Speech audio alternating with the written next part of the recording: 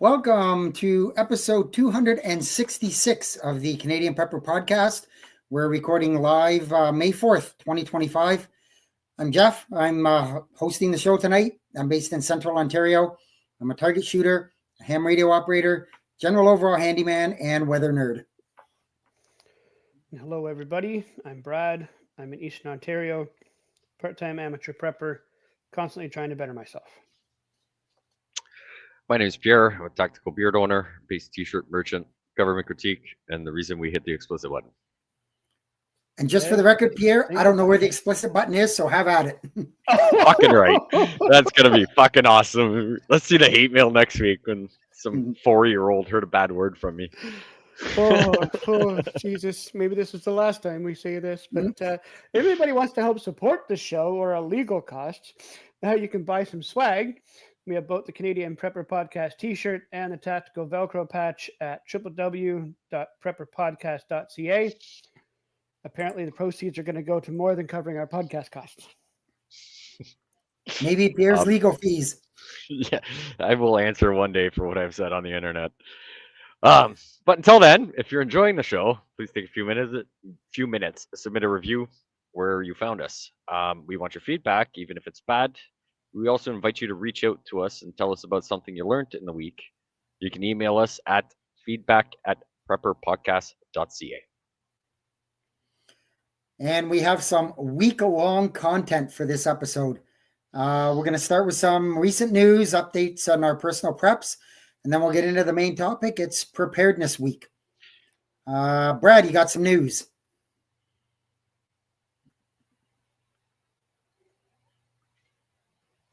And you are muted.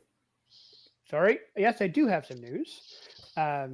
We've been going on about the prepare medical kits the last little while, and most of the people on the panel have received them and submitted for them and whatnot. But some people, myself included, we got a questionnaire from the insurance provider. Eric actually reached out to Prepare Medical, and I told him that it's normal when a new service like this pops up. They are above board on all of their qualifications and paperwork and government fees and all of those things, and they provided information to Eric about all that. But they were saying, be honest, fill out the questionnaire, send it back. Everything should be fine. So I did exactly that. I filled mine out, sent it back. They have an automatically generated response saying thank you for sending it, so they got it. And if anything else, somebody will be in touch. I put mine in 10 days ago. I have yet to hear anything, so I'm assuming everything is good. So, yeah.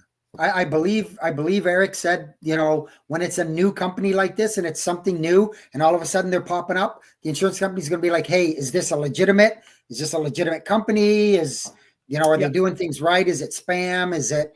They want to make sure that all the bases are covered properly. Mm-hmm. It's not that they're questioning it. Just want to make sure that it is a legitimate company and they've done everything right. So I looked more into it to better myself and educate myself as to what was going on.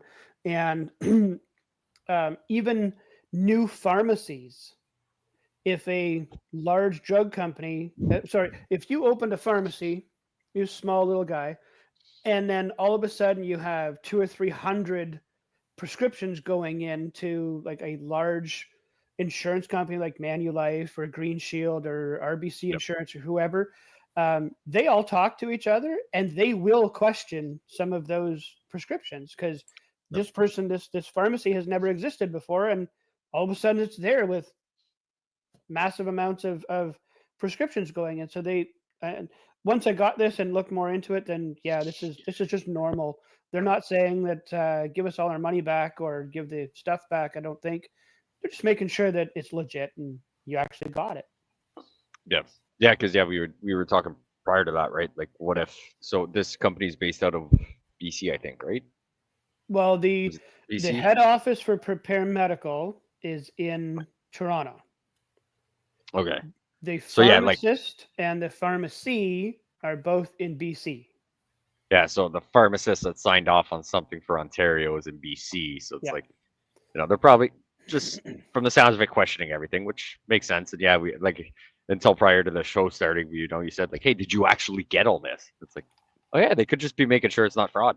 You know, the insurance themselves, because you know, it's costing them money, and if it is fraud, even though you pay for it, right? Like it didn't go to you. So yeah, so well, Yep. happy so far. Nobody's kicked in your door and said, "Give us the drugs." That's right. So Yet. Excellent. yet.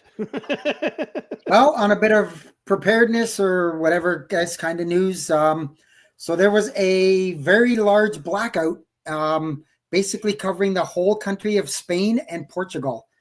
Back a couple days ago, there's still a lot of back and forth and finger pointing and blaming and, you know, trying to figure out what happened. At the end of the day, it doesn't really matter what happened or what caused it. The fact is it happened. And you know, we keep saying to people that these are the things you need to be prepared for. The hurricane, you got 4 or 5 days notice, you know it's coming, or something else happens. You may have a bit of time. You turn around and your power goes out and it's out for a whole day, or in my case with the ice storm, it was out for 12 days. You know, Yep. That's not something that you have time to prepare for, and you need to be ready, and you need to have your preps ready. Like I said, they're still kind of going back and forth about it and whatever, but at the end of the day, it's going to become more of a thing as the grid ages and they build more buildings, more businesses, more things that draw power, EVs, etc. That the grids just aren't going to be able to handle it. So it'd be interesting to see how many or what the generator sales are in those two countries on a yearly basis for personal use. Yeah. Or any battery backup, like even the non we were talking about them on the Discord, I think it was.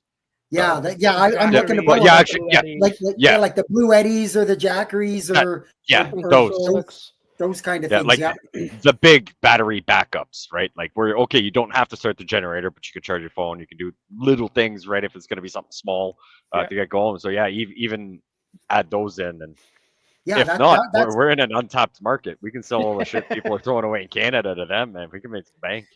That's the one thing throughout my experience with the power outage was the one thing that glaringly jumped out at me was when everything's charged and my freezers are good and cold and all that, and I want to shut the generator off, I have no way to power my router, my laptop, my monitors, all of that stuff without running the generator. Well, I don't need to run a 10,000 kilowatt generator for, you know, your maybe 1,000 or 1,200 watts for, and it just, so that's something I'm looking at. I've kind of narrowed it down. It's either an Anchor or a Blue Eddy. And kind of the reason I'm going for those is both of them have the 30 amp RV plug on them. Yes. Because my thought process is that over the summer, it will stay down. My mom has a trailer and it will stay down at the trailer. So if something goes wrong there, she can just plug it in. It'll last for a few hours till I can get down there with a proper generator. And so that's kind of what I'm looking at. Some of them also, Jeff, have pass through technology. Yeah, they both do. So okay, good. Yeah. Yes, good. Keep going. Okay, so if you live anywhere on the West Coast, especially around, I'm thinking maybe Vancouver Island, Seattle, those areas, just like tornadoes and stuff like that, volcanoes, earthquakes, that kind of stuff, they're really, really hard to predict. You don't know when they're going to happen. However, based on all the science and looking at historical data and doing the scans of the seafloor and all that, they are sounding the alarm that a underwater volcano in the Pacific Ocean that's just off the coast of Seattle could erupt, quote, any day now. Who knows what any day means? It could happen tomorrow, could happen next week, next month. Anyways, it's called the axial seamount. And I've got a link there. I'll plop the link into the show notes there. And But yeah, if you're anywhere in that way, depends how bad the eruption is, whether or not it could cause a tsunami or do other stuff. And I mean, there's lots there. I mean, it's not like your normal volcano that just blows steam and ash out. As soon as it comes out, it's going to hit the colder water, and yeah, it's going to make more ocean bottom. Yeah, instantly make more land, but yeah, exactly. Be interesting to see. I was going to say something, but I don't think we want that kind of explicit comment. I'll try and remember afterwards. Remind me of this volcano and the name and everything, and we'll talk after. Okay. So we'll move into what we have done lately for preps. Brad. Plenty of work. Starting to unpack the non-wintertime tools. A bit of fuel rotation. I actually did some generator tests last week. Excellent. I do them maybe 3 times a year kind of thing, but last week I did all 3 of them. So I was happy. It's better than nothing. Absolutely. Reached out to a friend of mine, one town over. He's actually been on here before, Corey. Looking to get rid of some older firewood that I have in my my backyard that's been piling up that I haven't gone through fast enough. And he has a good wood stove. And does he have an outdoor cooker here? I don't know. It's been a while since we've been over. I know they didn't have one last time I was there, but last time I was there, like in their backyard, not doing chickens, was like 3.5 years ago. Okay. So yeah, I know they wanted one, but with how busy they get and how much they expand on everything, I don't think so. But they might just cook over a fire. Yeah. Either way, I know he'll take care of the firewood. No issues. He'll get rid of it or put it to good use in the gardens or in the flower beds or whatnot for his wife. So looking to get rid of a few things of that. And Lindsay and I decided we're going to start pulling out the seed starting gardening supplies next week. Well, sorry, this week into next week to start planning out what we want to try to put in the ground. And I was actually talking with my sister about that as well, and she's doing the same thing this week. So to start planting stuff, most likely on the weekend, put some stuff in the ground. So that's what I've been up to. Excellent. Jeff? So I continue with my yard cleanup. I'm pretty well finished. It's just up to the insurance company now to finish getting rid of that one tree that I'm still fighting with them on, but there's nothing more I can do. Did a bunch of fuel rotation.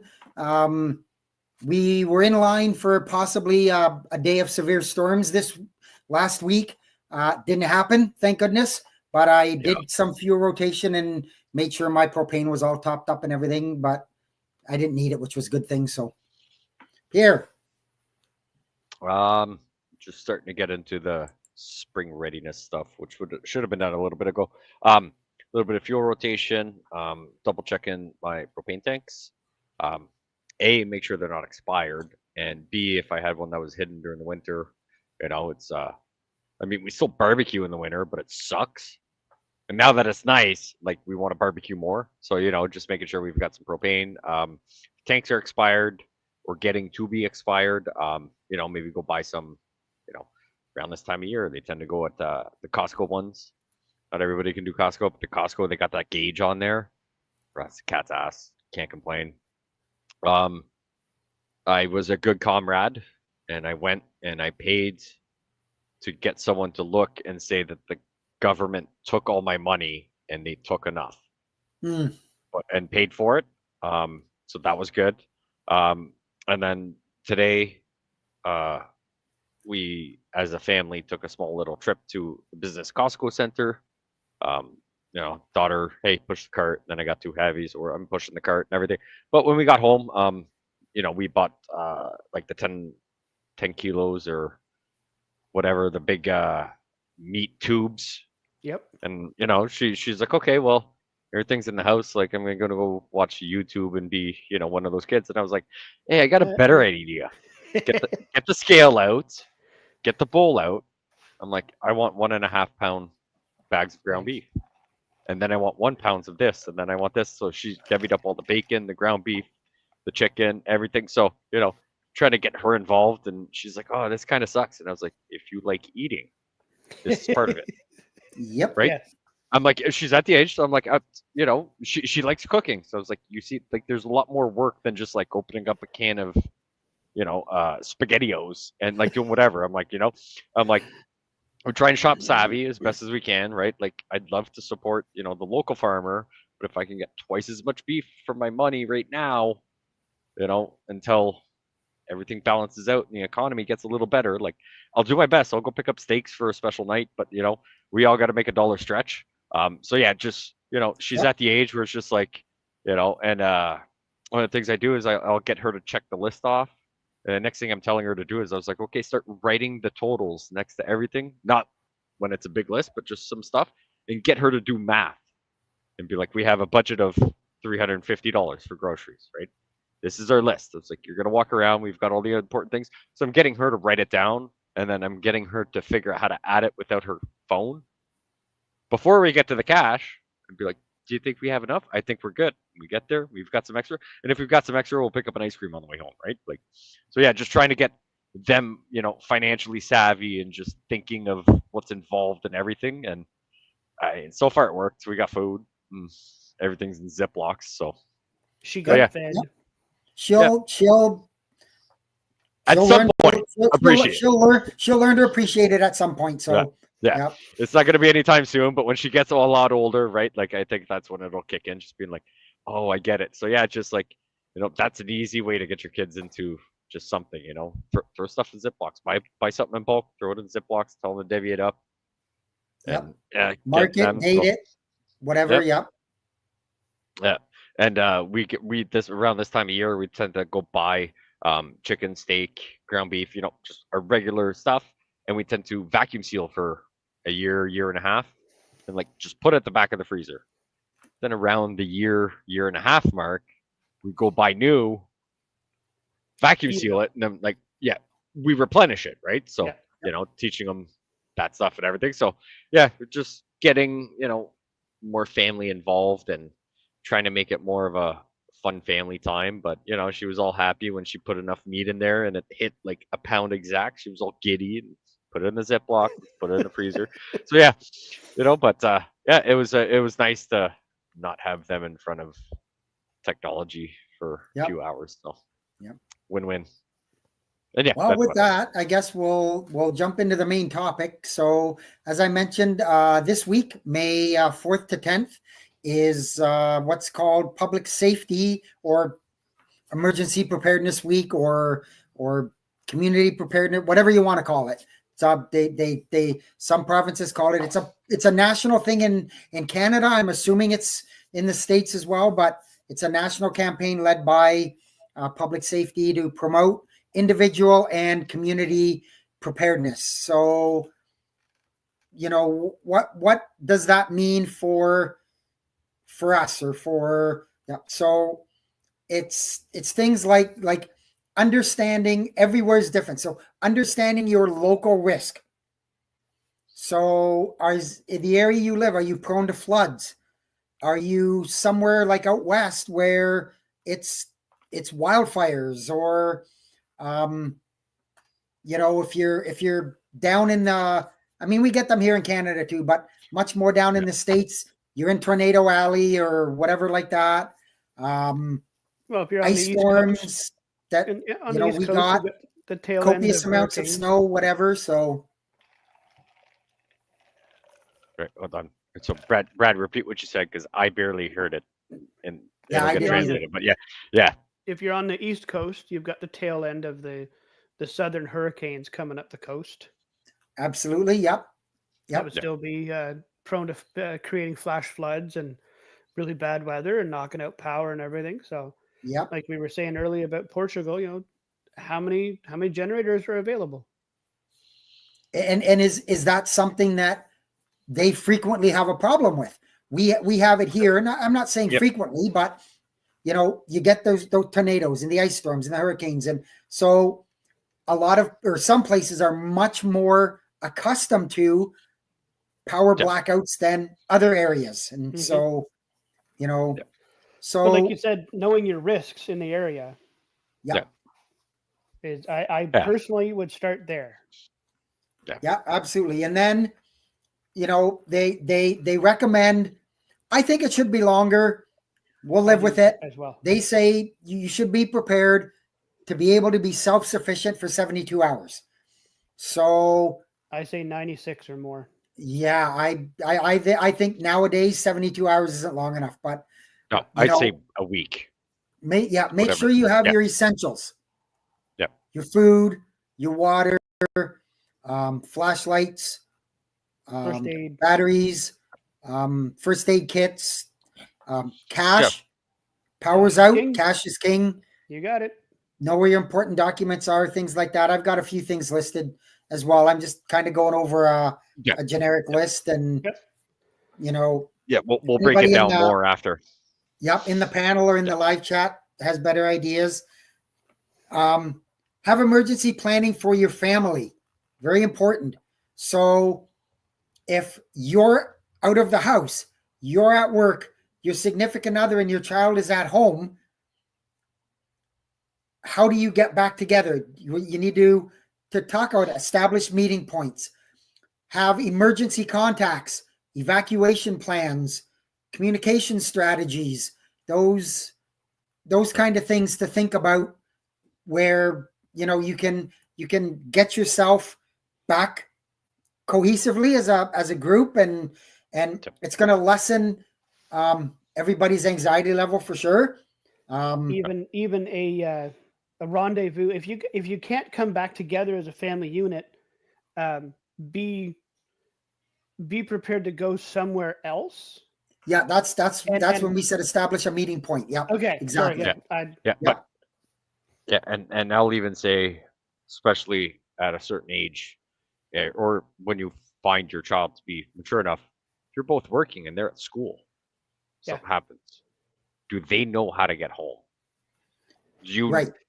show them a different route, how you want them to get home, so that if something happens, you can follow where they are, right? Like in a perfect world, almost everybody's together, but I'm out of town for work. I was out of town 2-3 weeks ago. I was in Nova Scotia.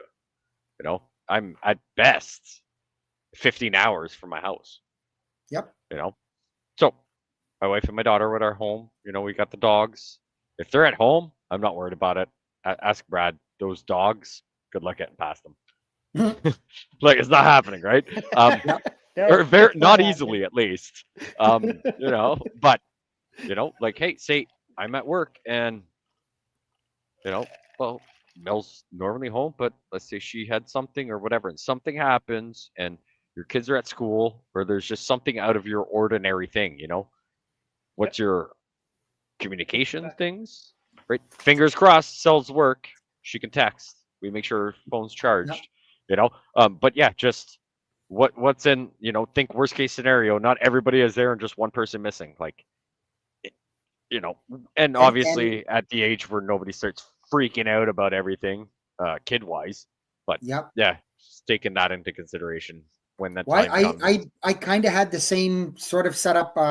There's a coworker lives down the road from me, single parent, younger at the time, younger daughter. So we had come together with a plan of she's at work, she can't leave. Daughter's at school. That's now mine. I'm responsible to make sure that I get to her. We know where to meet. We know how to get the plan and get her either back to my place, back to her place, somewhere where you're mom both together isn't and safe. Mom isn't freaking out, and we're all safe together. On that, you mentioned that, so don't forget about plans for possibly your parents if they're more senior. They can't get out, they can't, you know, are they part of your plan to be able to, you know, maybe go get them or get them supplies, make sure they have supplies. The kids, children that we just talked about, Pierre mentioned it, your pets. Don't forget about your pets. You need to make sure that your animals have food and whatever. Or at least you want to make sure that you want to make sure they're well fed in case you got to eat them. Well, no, well, I was thinking the other way. You want them to be hungry so that when Arsehole shows up, he's the meal. Oh yeah, yeah, that. But also, if it Or comes that. down to it, I'm eating my dog. Yep. I don't want to. I want to avoid that at all costs. But if I need to, I'll come to your You house know, and have barbecue, Pierre. yeah, but bro, we're gonna pig roast, like, right? Like, no, nobody wants to talk about that, but like, and I mean, we're talking very extreme scenarios. Like, Oh, hell Jeff, yeah. you were at a power for 12 days. Did you ever think you were like, man, if I had a cat, I'd be eating it? Like, we're nowhere near there, right? No. In most scenarios, right? Because obviously we're prepared and everything. But yeah, like, when we have the opportunity, we don't like keeping too much extra dry dog food, but we will keep extra rice, either canned veggies or frozen veggies, canned salmon. Our dogs go crazy for a bowl with like just regular white rice, salmon, and like throw some carrots, peas in there. Man, they go crazy, and about 20 minutes after they eat it, both of them are like rolled over, full, and like, way more energy and everything. So it's just like, if you've got pets, specifically for us, we have dogs. I can buy a 30-kilogram bag or 30-pound bag of rice for $10. a few bucks, and tuna. If you're gonna feed it to the dogs, dollar store, $1.25 a can. Oh yeah. Can't go wrong, right? And yeah, Yep. just having a little bit of extra, like, you got to worry about yourself. But yeah, if you've got pets, big thing to worry about, because if your dogs are hungry, they're not going to be very friendly in 2 days. No, Nope. they're not. But So going along you're- with that, Jeff, like you were saying with your seniors and children's and pets and whatnot, with the medications. Yep. Yeah, that's on the list somewhere. But yeah, go ahead. You're absolutely right. If you can, this is exactly where that prepare medical thing comes in handy. And a lot of places, you can look up what the prescription renewal time is. So if you have a pill that you take every day, okay, well, if and discuss this with your doctor, your healthcare provider, if you can skip a day every so often, now you can save one pill. Yeah. And do that 5 or 6 times, you have almost a week's 2 worth weeks. or whatever, right? Do that Yeah. every so often to get one more pill, put that aside and rotate them out so they stay fresh. Oh. Now you have, like Pierce saying, you got 2 weeks worth of medication stashed. And Yeah. those pills Right. a lot of medications are usually good for at least a year, 18 months. Oh yeah. Yep. Yeah. So Right. And I mean, we almost ran into that scenario last night. Like, Brad was over. Mel was like, "Oh, my puffer's out. Oh, I got to put the prescription through, this, that, and everything." And I was like, "Well, technically, we have one upstairs. So it's like, you can still fill this prescription. Like, if you absolutely need it, go get it from Prepared Medical." But I was like, when you pick up the prescription, right? Like, pick it up today or Monday, let's say. I was like, just put it in that bag, get them back. and we're good, right? Yep. So that was with it. So I know that's not going to be available for all medications, but if you have something along the lines that is in that Prepared Medical that ends up being a regular thing, let's say it's a shelf life of 18 months. Well, at 12 to 18 months, maybe swap out your regular prescription for what's in that package. You're just pushing off that clock. You're rotating the stock out to refresh it with something nice, something fresh in there, and you should be good to go for a while. Yep. Fingers crossed. So Yeah, so you are home when it happens. So home safety stuff, things like Alan will be clapping somewhere. Your smoke and CO alarms. Make sure that they're still within date. Your batteries in them are good. Do you have a fire extinguisher? If you don't, you probably should. That doesn't have to be a big one, just a small one. They last a long time. Costco's got good deals on those little spray can ones. Yep. Yeah, and I mean, even the bigger ones, like I don't mean like the big ones, but I'm like the ones that could put out like something. I'm like, we're still talking like, don't get me wrong, I hate parting with $120, but they're under $120. And I'm like, if something happened, like we have a small one and I do want to get a bigger one, Yep. check them, you store them inside. So for my work, we get ours inspected every year, right? So every year someone comes in and says, it's still in the green, and they shake it and they're like, oh, I still hear powder, like, and they check it off, right? And it doesn't cost a crazy amount. And they come to our location to do it.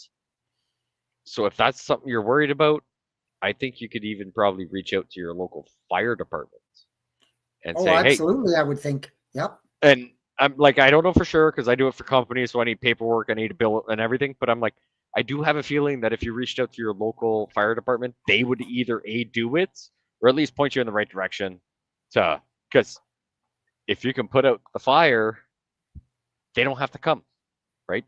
Or Unless, the other thing is, just kind of from a little bit of experience for me, not the fire, but your $120 fire extinguisher that just put out a little fire that caused no damage, as opposed to going to your insurance company and putting a claim in and having $1,000 deductible, right? plus an insurance hike the next $1,000 year. out of pocket. Yeah. Plus And your insurance your rates goes are up. going to go up. Yeah. Right. Yeah. So yeah, but yeah, if cheap you're ever insurance. worried about that, yeah, keep your insurance cheap. But like I haven't done it, which maybe I mean, my fire extinguisher is only like a year and a half old, but I am curious. Maybe next time I see them out there and they don't look busy, I'll hop in and just be like, hey, like if I've got a fire extinguisher that I'm like worried isn't good or whatever, like what do you guys recommend? If they say just like bring it in and we'll let you know, like go buy a new one or whatever, I think it's well worth at least a conversation. Mm-hmm. Way better than having that conversation in your yard because they're putting out a fire because your fire extinguisher didn't work. Absolutely. So, yeah. Community. So, People. what's your role of your neighbors? Do you trust your neighbors? Do you have your neighbors? It's sort of in on, going way back to the family thing. You're not home. Your wife's not home. You send your kid home. Do you send them to the neighbor? You say that's the first place you go. You go to the neighbor. They're maybe an older retired couple. They're going to be home. They're going to go to the neighbor.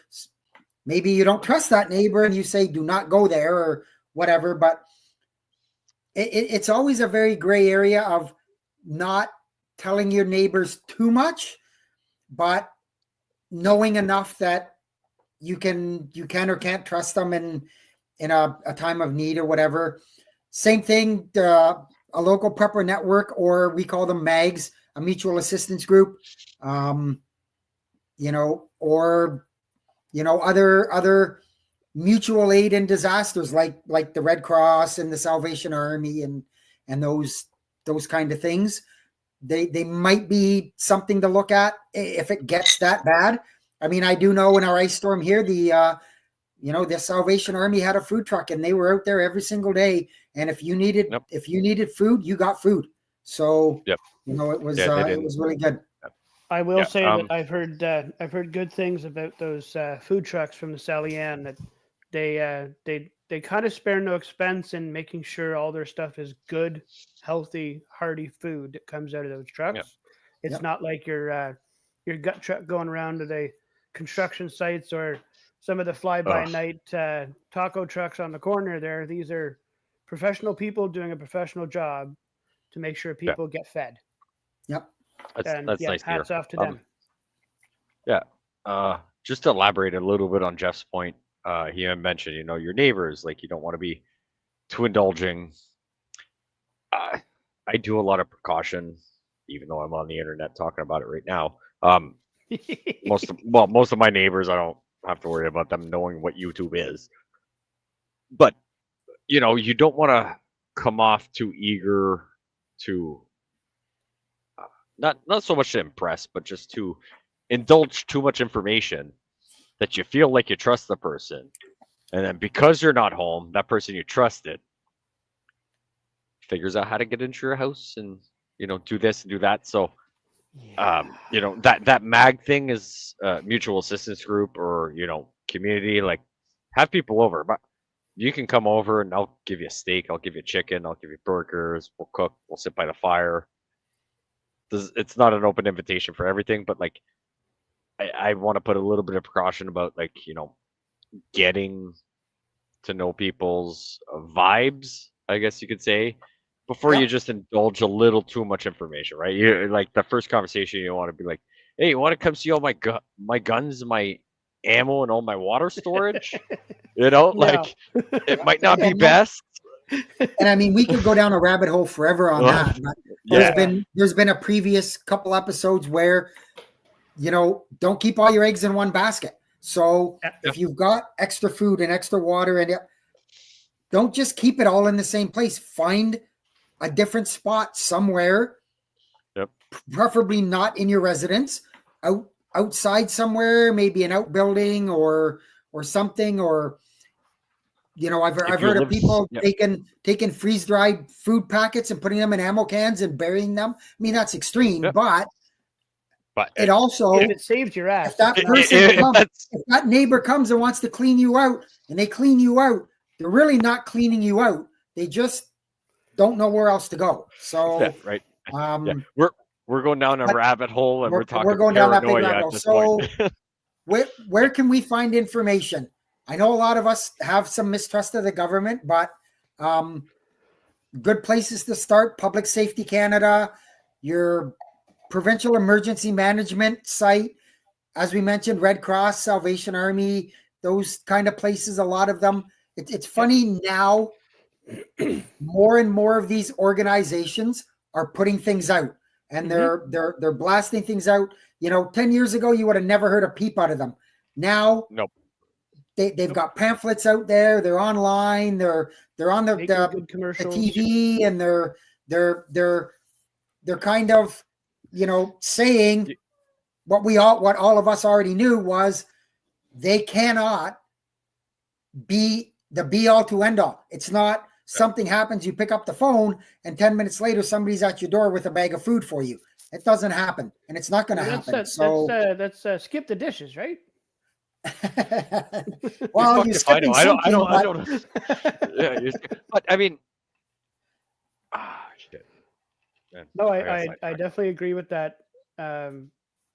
Everything you said, Jeff, on where to go, and even your town hall is going to have information on different programs and different pamphlets and different lists that you can get to figure out what you need to do Yep. for you. Yeah. Okay. And a lot of this stuff that we talk about is a general list, a general idea of what you need to do. But Yep. yeah, you obviously need to figure it out we for throw yourself out in the your area. ideas, but we're not doing your homework for you, and we're not Nope. picking and choosing for you. We're giving you ideas. We're putting thoughts in your brain, but it's up to you to go and run with it. Yeah.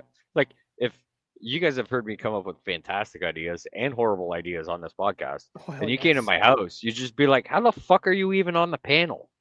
Like, I'm half-assed behind everything, right? Like, I have fantastic ideas. I am horrible at executing. Ask Brad. He was over the Oh, other yeah. day, right? Yeah. Like, Yep. you know, and yeah, we're just information, and so government at least is putting out information, inform people, like, hey, do your research. I thankfully don't go down the rabbit hole of Instagram anymore, but you can go down the rabbit hole of YouTube University. You can get a degree in engineering watching enough videos. So Oh yeah. whatever your scenario is, right? Oh, you should have a backup generator or something. Okay, well, how do you maintain one? What's the best one for the needs I need? What's this? What's that?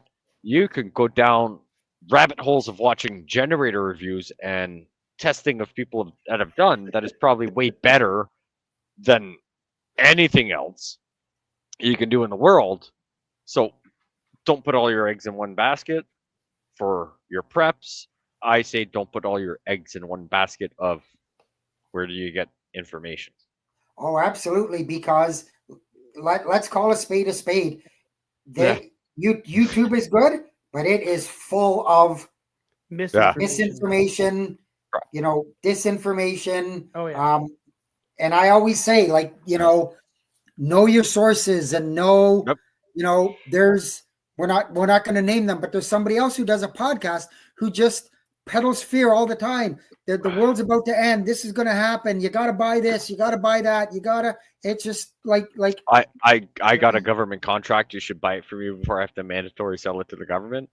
Yeah. It's a genius that idea. kinda- yeah. That So, yeah. you got to really Right. be careful and know your sources and know. Yeah. And if something if that light bulb goes off and that click goes off, listen to it and say, you know what, maybe I better research this a bit better and learn it a bit more. Yep. And that comes down to my next point of awareness and education. Before we get into that, Jeff. Yep. Ozzy in the live chat has a very good point of he posted there. Secret to prepping is knowing your garden and how to seed your stock, and have guns, lots of guns and loads of ammo. So you didn't need lots of guns. You just need reliable guns. Yeah, well, that's another way of putting it. Yes. Don't get me wrong, and then this could be a whole other big rabbit hole that we're not going to go down. No. But Yes, please don't. there's nothing wrong with guns, as we all know. I own them. I'm a proud gun owner. I have no issue with that. Yep. But sometimes it's hard and it's odd. And I'm not trying to pick on our American friends, and we're still friends, even though things are going along however they are. But I don't know how many times that you go or you listen to an American podcast on prepping or something, and the number one item on their list is you need guns, more guns, and more ammunition. And it's like, are your guns going to grow your plants? No. Yeah, Are your guns going to harvest your plants? And they're not going to give you water. Is your gun going to make your water pure? No. Like there's got to be. And we're going down a way rabbit hole where I'm like, if the power goes out and I'm out of power for 3 days, one of the first things I'm grabbing is probably not a gun. Now, I may strategically place a few guns somewhere, but I'm worried about, allegedly, right? Like in a Call of Duty scenario, right? But it's, okay, well, where are my flashlights? Where are my batteries? Is everybody home? Where are my backup batteries? Is my backup radio? The point of like, yes, everybody wants, that garage full of ammo and an arsenal of guns. But the odds or the scenario where it becomes legal for you to do anything in Canada with that. Oh, that's probably won't see it, right? So, so I'm not saying you shouldn't have it and that shouldn't be part of your preps, because 100% it should. But should you buy an 18th gun instead of 2 days worth of food? It's probably not the rabbit hole you want to go down, right? So you want to be efficient, you want to be comfortable but around guns, and if needed in the god-awful situation that'll probably never happen, have to defend yourself, sure. But all the scenarios we're talking about, guns are one of the last things we're thinking about, right? Like, they're around just because we're gun owners, but that's not your go-to, right? Water. Yep. But what good is 7,000 rounds of 223 if you're dead in 4 days because you ain't got water in 3 days? Yep. I'd rather have 3,000 rounds and survive 3 weeks than die and not be able to even pop one zombie off. Like, And Gary in the live chat makes a good point. It can be a false sense of security. Having those 100%. Guns it could give you a false. So I think we should just leave it there, because we're going to go down a bad rabbit hole. And we're just kind of gonna leave it there. But that's a whole other 3 podcasts. Yes.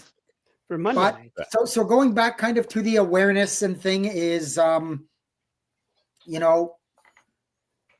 do you have conversations? So, how to promote preparedness maybe at your kid's school, look at their policies and what they have. If something happens, what's their plan to keep the kids safe? Where do they put them? What do they have for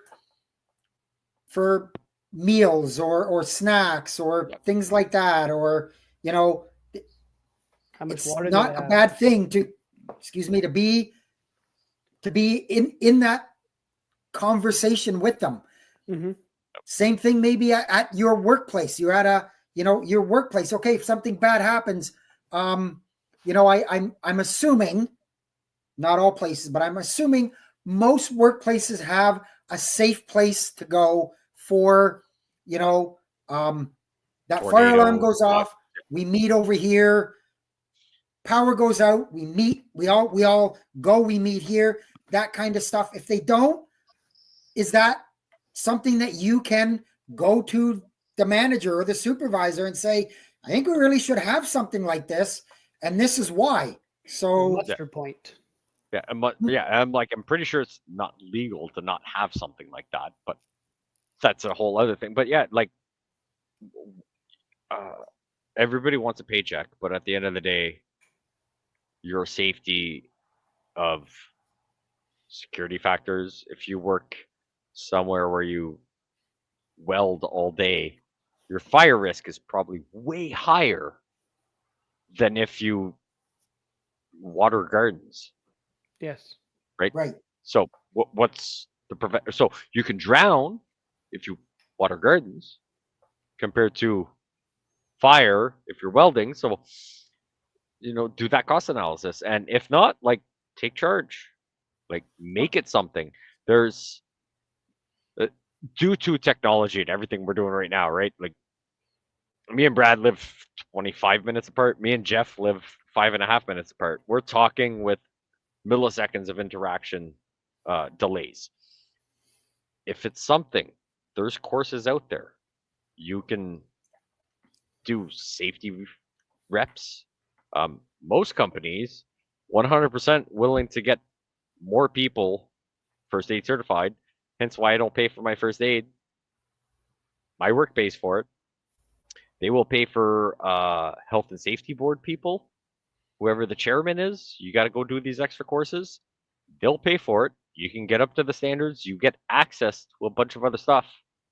Yes, it sucks because you got to do the people's thing and you got to embrace the corporate umbrella and look at safety policies and this and that. But just the knowledge you will get to that and also get paid for can be very beneficial to you. Yep. So don't discount any of that. And remember, moving on a bit. So go back in history and look at real world scenarios and lessons learned from those scenarios. The 2021 BC floods, right? Or I think it was 2023, Nova Scotia had the wildfires. And of course, in Ontario, we've had the two big ice storms, 98 and again in 2025. And, I'm not saying by any means or shape, form, or sideways that I am the prepper guy. I am absolutely not. Did I learn a whole lot of stuff in my 12 days without hydro? Damn right I did. Yeah. And do I have a sheet about this long of things that I something happened or I needed something. And I went, don't have it. Jot that down. Like we were talking about just before, I'm not sure if it was before actually on the thing about a backup generator, but having something more on top of that, like small, portable, non-electric generators. So we're talking like a Jackery, a Blue Eddy, Anchor Solar, those kind of things. That's on the top of my list because I realized, hey, I can't be running my generator 24/7. I don't need to run my generator 24/7. Yeah. But when my generator's not running, my Wi-Fi doesn't work. My laptop doesn't work. My monitor doesn't work. Not that I have to be connected to the outside world 24/7. I'm not one of those kinds that is 90% on my phone. I may be 10% on my phone. But the most of it is you know, being But that's able also to have that freedom and have the connection with the outside world to be able to say to people, hey, I'm fine. Or, hey, is there anybody in the area that has X? I need to borrow a sump pump for a day or a water pump for a day or something like that. So, or even Hydro One, Enbridge, all those places use Facebook, Tickety Talk. Like they use those things to send out messages. So if you don't have access to the internet, depending where you live, you might still have cell reception. Depending on everything you do, that might be the only way you do. But also looking at the so just a complete side note, or Jeff, you're talking about the backup you want. What's the charge time on it? I probably wouldn't run it down that much, but they said from like 70% or 60% battery power on a generator, plugging it into the wall, you're looking about an hour and 3/4. Well, I would normally run my generator 2 hours anyways, make sure the freezers are frozen, the fridges are, my power banks get topped up, all that stuff. It'll fit right in. Right. And not just that, but also like, okay, well, maybe you want the peace and quiet at night that you can have a few things running, right? And run your generator for 3-4 hours. So you don't want something that takes 23 hours to charge. No. But what's the charge time, right? That's something you need to take into consideration of, okay, well, say it's at 10%, you don't want it to go below a certain percentage due to battery and everything, right? Okay, what's the charge time? Is it, a regular window where, you wake up, you make your coffee at 7 o'clock in the morning, and you'll search generator at 7:15, give everybody 15 minutes of peace and quiet due to probably bylaws, and then you want it off by a certain time. Can you recharge that? Will it replenish the 2-3 things you need that you can now shut off and still stay in communication with whether people from the podcast on the signal chat, because you may not have good reception, this, that. So that's another thing to look at, right? Like, what's your output? What's this? What's that? And that's a whole other rabbit hole we don't want to, but we'll just mention that, and then you go down to YouTube University for yourself. And funny point, Ozzy. And by the way, Ozzy, keep it up. We don't mind at all you throwing stuff in the live chat. Fill your boots. He says, fun fact. It's not a fun fact. It is a fact. It's propane doesn't go bad. So, Nope. and that my generators, both of my generators, my 10,000 watt that I run my GenerLink off of, and my smaller generator, they're both dual fuel, and I will only put gasoline in them if I have to. So, because then, like he says, propane never goes bad. Your fuel after 6 months, you got to drain it. You got to stabilizer in it. You got to none of that stuff. So, and also this is the time of year most chip trucks, meat wagons, all those things start coming out of hibernations. Mm-hmm.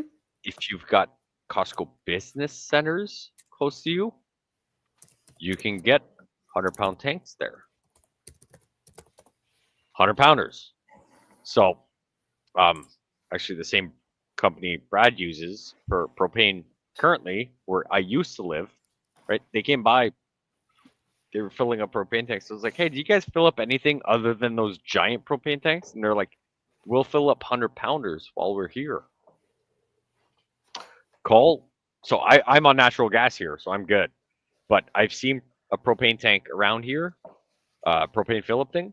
So we want to, fingers crossed, re-landscape the back of the backyard and put a little lean-to and covered area for all the propane things we have, where I'm like, hey, maybe I'll go buy a 100-pounder and get on a schedule, or 200-pounders, and get someone to come in and do all the piping for me. But if you can call around and, hey, do you fill 100-pounders at someone's house? Well, it might be worth buying one this year and a second one 2 years from now. Excuse me. Right? So you're not buying 2 propane tanks every year, but like just that deviation of Propane doesn't go back. Yeah. You can only carry so much propane, but if someone can come to your house and have those filled, and then you can have those 20-pounders as backups. Well, that's the thought that I have, Pierre, is exactly the same thing. Yep. Is when I was using the propane for those days, and I realized, okay, my 30-pound tanks are great, but I'm only getting a couple 2.5 days out of those tanks. Yep. I do need something bigger. Yep. So that's my thought, is a couple of 100-pounders. And then I still want to have the 30-pounders for the portability, be able to just pick them up, put the generator in the truck, throw a propane tank in and go. Yeah. 100-pounders aren't that great. I'm not getting any younger. So, but yeah. Talking legalities. You can't put 200-pounders in the back of your truck, right? So I have, I think, 8 propane tanks, right? And I went somewhere and I was like, hey, can I get 6 of them filled? And the guy's like, technically, unless you have a transportation certificate, I can't give you more than 5. I was like, fill what? So this place was right around the corner from where my shop was. I was like, fill up the first one. I'll go drop it off at my shop, and I'll technically only leave with 5. He's like, well, legally I can say okay, but he's like, you're probably gonna go pick it up. And I was like, I'm not answering that question. So he's like, fine. Filled one up. I went and brought it to my shop, which was like a 30-second drive from there. Yep. And I only left the premises with 5, and then I went and picked up the other one because I wasn't taking the, half hour there, half hour back. I wasn't doing that. But we're talking legalities of finding a crazy scenario. Fine, throw 6 100-pounders in the back of your truck, but like legality reasons, right? You can only carry a certain amount of. And technically, then this my buddy got questioned on it. Yeah. He filled 3 100-pound propane tanks that they use at their fish camp, and he just slid them in the back of his truck, closed the tailgate. Yep. The guy from the propane refill comes over. Hey, you got to stand those up. You can't just lay them flat in your truck. You got to stand them up, and you have to have a way to secure them when you stand them up. Yep. So they let him go, but they said, next time, if you can't prove to me that you don't have a way to stand them up and secure them when they're standing up, I won't fill them for you. Yeah, right. Yep. And that falls under the bartender. Did you have too much to drink? Or are you driving home? Like, fine, we can agree to disagree about it being a stupid rule, but it's probably a rule for a reason, because what if one of those tank valves go off? Let's say all 3 tank valves go up. Someone rear ends them, right? Yep. We're causing crazy mayhem. So it's not a thing to disregard. Fine, we could talk about funny rules implemented by anything, but yeah, that's the thing, right? 100-pounders, fantastic. Most, or at least the company Brad has and I had when I had propane, they said they would fill up 100-pounders at your house. So I'm like, well, shit, right? Compared to getting at 250, those big ones, or the 350s, 550s, I was like, fine, I don't want to put a 100-pounder propane tank in the back of my truck, but if I had to, I'll figure it the fuck out. Yep. Right. So, hey, Pierre. Yeah. Do you have a dangerous goods certification? Depends who's asking. The propane guy. No, I don't. Due to my work, I could legally, without air brakes, tow more than you with air brakes. Oh, I know that, but yeah, that's not dangerous goods. That's your license. No, but yeah, but no, I don't have a dangerous goods, which is why I can only have 5 20-pounders in my vehicle at one time. But you have your certificate. Yeah, I'm pretty sure it's not that complicated to get. No, it's not. I don't have it. I haven't looked at it. But if you can get it, and for example, Jeff was saying, like, hey, you need to do this, that, whatever. If you've got your certificate, tanks technically are supposed to be standing up. Mm-hmm. You can carry, like, fill up a truck bed full of 100-pounders if you want, as long as you have that certificate. Go for it. Look into it. maybe that's something you want to add to your preps of being able to carry 100 pounders of propane.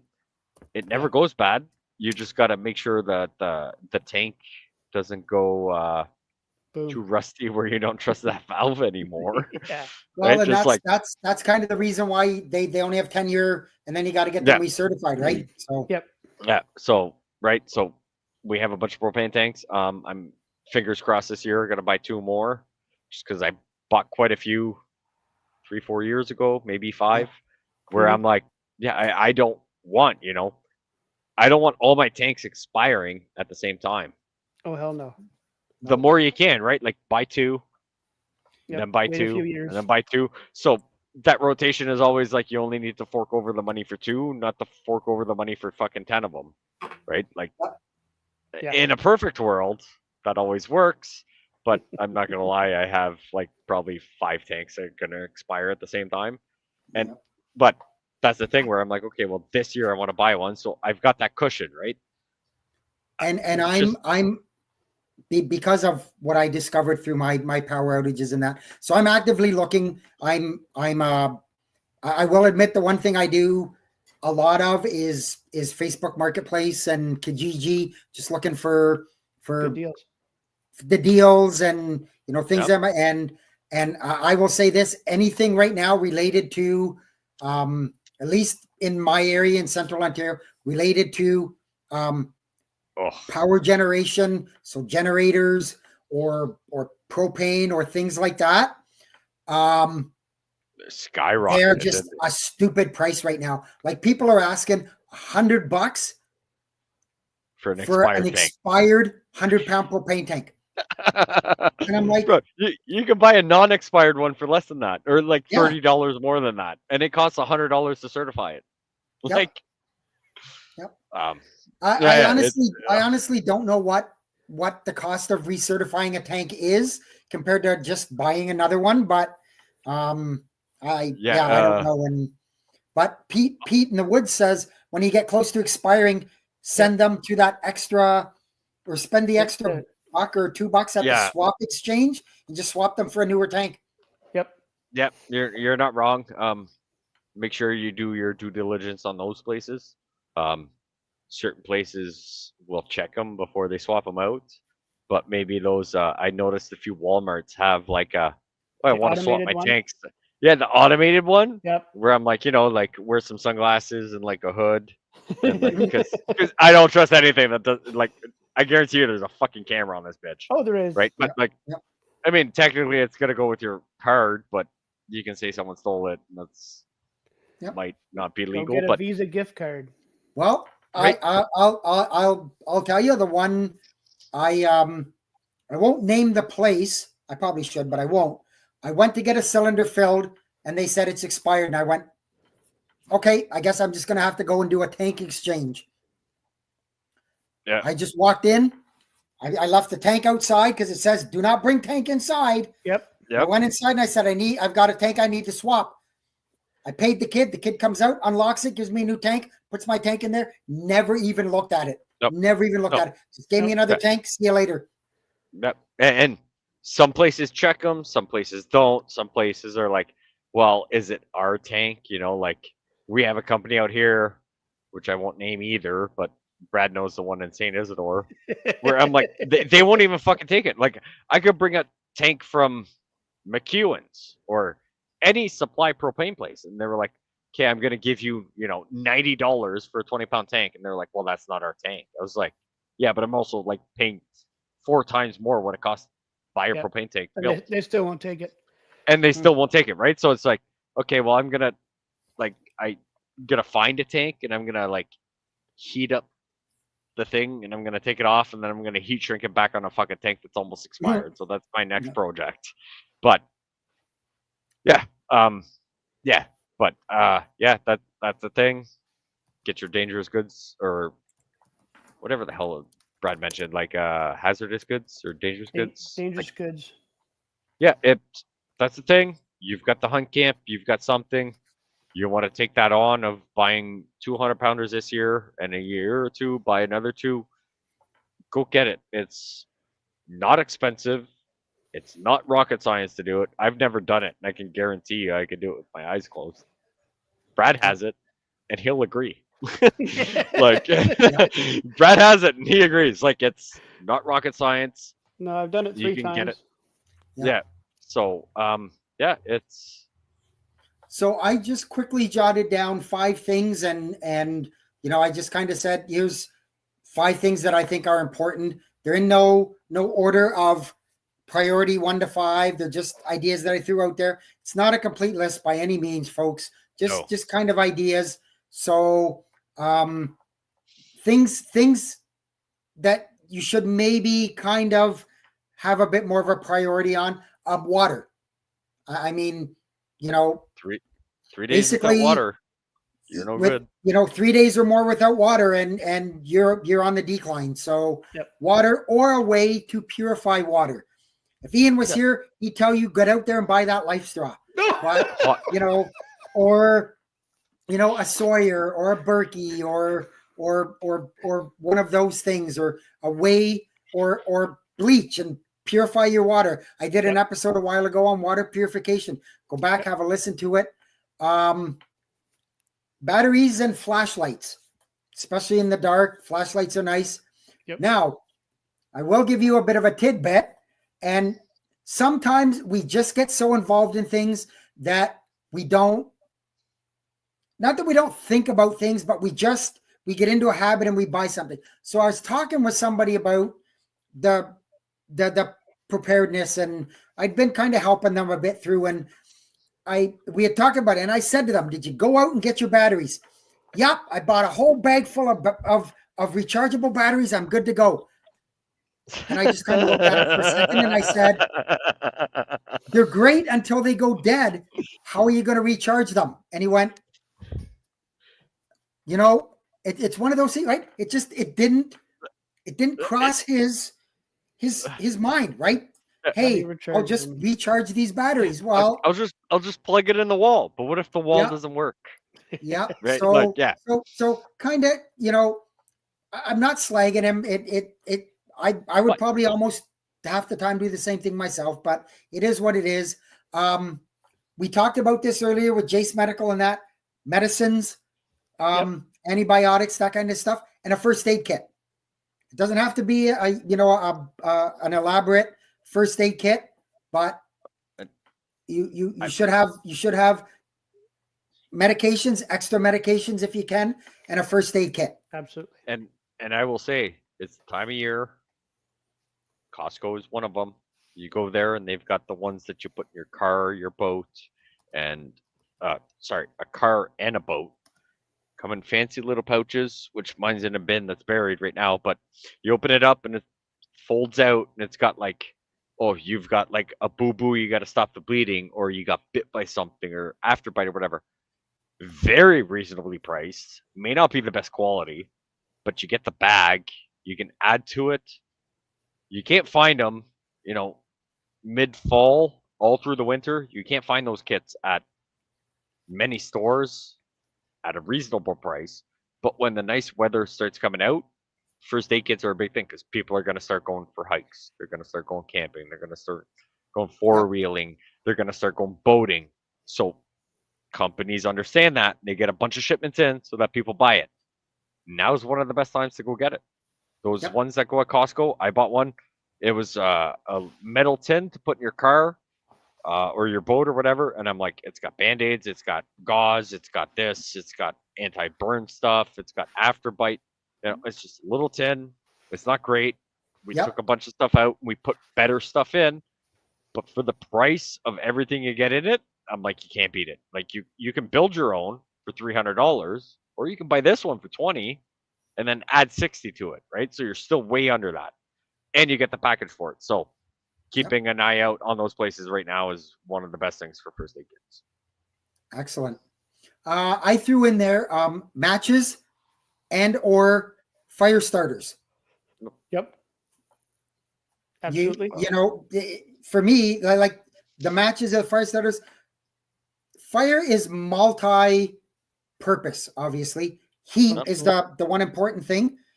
But then you can use that to cook food or warm up your food, you got MREs or something like that, you got a way to warm them up, then fire's a great thing. You can use it to purify water if needed. Yeah, absolutely. Number Right, one best way to purify water is to boil it. Fire is also light and comfort. Yep. Mental comfort. Right. Yep. So 100%. Amazon, you can buy they're the dollar store really shitty lighters. You can buy like a 50 pack for like $20. Throw 6 in everything you own. You'll be good. We had them for the wedding because we had people like lighting stuff up everywhere, and I'm like, I still got a box full. Like, they still work. They're 3 years old. They still work. They don't really go bad, right? Yeah, for sure. I threw in there non-perishable food, so canned food, so things like meat. So I'm thinking Pierre mentioned even for the dogs, but canned salmon, canned tuna, spam. Chicken. Like you may laugh at it, it'll save your life. Spam, soups, ham, chicken, soups, beans in cans, things like that. That's kind of my list. I can't go without giving a shout out to Brad. If you're buying non-perishable stuff in cans, you damn well better have a can opener or 2 or 3, and not the electric ones, the manual ones. Yeah, and you better have a holster for it, and you better have a level 3 certification for it. Yes. Right? Yep. Something to add to that list, Jeff, is communication. Yes, you're right, and it was hard for me to just pick 5. Yep. Because there's another thing on there. I mean, I'm not married, but you guys are, and you've got, so feminine hygiene products, toilet paper, those kind of things are very important for not just. How do I for everybody? How do I word that properly? They're good. They're good on the mental health side to have them, but they're also like good physically to have, and they're also good for your sanity, because when you tell them fold paper towel and put it in your underwear, they get all upset, right? Like, that is true too. Actually, in that case, it would be a life-saving instrument because you would get killed. Yeah, 100%. They'd eat me before the dogs. Like, 100%, right? So, it's hard to just pick 5, but I just kind of. But you picked your 5. Right. The best of absolutely your scenario, right? So water is going to be on mine, medicine, fire starter, so on mine, canned food, 100%, because I got to talk to this side, right? Like, so we could take a top 5 and go through all the panelists, and I'm sure there's going to be some layover, and I'm sure there's going to be arguments about why didn't you add this and not that compared to this and that and everything, right? Because it is all personal, where we live, our personal needs. For all you know, I need to put facial cream every day to keep this majestic beard and beautiful face going. Well, Jeff doesn't care about it, right? Like, so we can have a discussion about that. And I don't need to worry about a man bun either, buddy. There you go. I let mine down, good sir. Okay. but that discussion kind of goes back to at the very beginning when we talked about identifying your regional hazards. So depending on where you live, right? Yes. If you're in downtown Toronto, do you need fire starters and matches? As you said, Pierre? No, they'll be burning tires in 20 minutes because from their country, that's what they do, right? Or maybe you have a fire extinguisher in your house, but you wouldn't need one like maybe I would, being out in the country where wood stove is your main source of heat. My wood stove is my main source and all that stuff. So that again goes back to understanding your local topography, your local risks, your all of that kind of stuff. So we could go on like that forever. But so with that, we've been an hour and 15. I think we've had a really, really wholesome conversation and some really good discussion on ideas and thoughts and planting the seed, talking about that, hey, maybe having seeds is something you want in your top 5 list for your garden, right? And we're not talking Mhm. about planting the seed like you're going to have a kid in 9 months. No, Hold not it. that kind. But- Okay. So with that, if anybody doesn't have anything else, or if there's anybody in the live chat that wants to throw in something that we've missed or ask a question about something, let's move on to the podcast challenge then, Pierre. Oh, fuck me. I didn't read that. I didn't know it was right. Give me a second. I got to scroll down. Review your preps and see what needs updating for your area, and send an email because we'd love to hear about it. Feedback at prepperpodcast.ca. We absolutely love it, and we haven't had some in a while, but something you learned, or tell us how we're wrong and why man buns are better than what Jeff has, which is no hair. No, it's not what I have. It's what I don't have. Right? Tell me why a man bun is better than turtle shining your forehead every morning. Yep. Upcoming events, Brad. The annual Preppers Meet 2025 is coming up the week of July 7th to the 13th. The Slovenian Hunters and Anglers Club in Alliston, Ontario is hosting it again this year. Very, very beautiful spot to go to. I've not been, I was there last year. I was not in any other previous years, but the consensus was such a big upgrade in locations. The notes here say they're expecting to have a flyer ready for the end of January, which has now come and gone. So the preppers group, the preppers meet is also on Facebook, and I don't know how to add that to the show notes. So I'll add it. If you wouldn't mind. Yep. I do know that Eric is most likely going. I'm pretty sure. Jeff is going. I am trying to get there. I know that Gunny is also going to be there this year, doing a presentation again. I'm gonna try, but I make no promises. My preps are shit. Yeah. Well, hey. But also, that's the nostalgic. You'll never fucking meet me unless you know where I live. Mm-hmm. Yep. Yeah. Absolutely. Okay. I'll do a quick weather blurb here. Just it's kind of more or less. This is the time of year, the spring and the late fall. That is the potent time for severe weather. You get the battle between the warm and cold air. So if you're right now, we're looking at a multi-day severe storm potential starting probably later tonight, tomorrow, Tuesday for sure. Down in the deep south, so we're talking Texas, New Mexico, that general area. They've been getting hammered a lot lately, but it's not going to stop. We will see a marginal risk on the East Coast on Tuesday. Areas like Pennsylvania, Maryland, Delaware might sneak up across the border. Not 100% sure yet, but it's just that time of year, folks, that you just got to really pay attention. If you don't have a weather radio, I suggest get one. There's all kinds of them out there. NOAA weather radios, you get them. Some podcasters have them on their merch channels, or Rapid Survival. Yeah, Rapid Survival has them for those in Canada. You can probably get them at Cabela's, Canadian Tire, those kind of places. So, Walmart. Yeah. So with that, any shout outs anybody has or anything, or? No, thanks for putting up with us.